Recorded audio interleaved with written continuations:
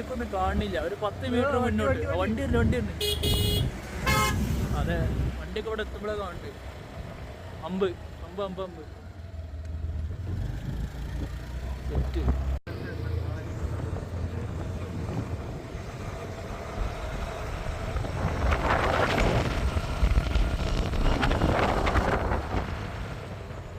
Zahra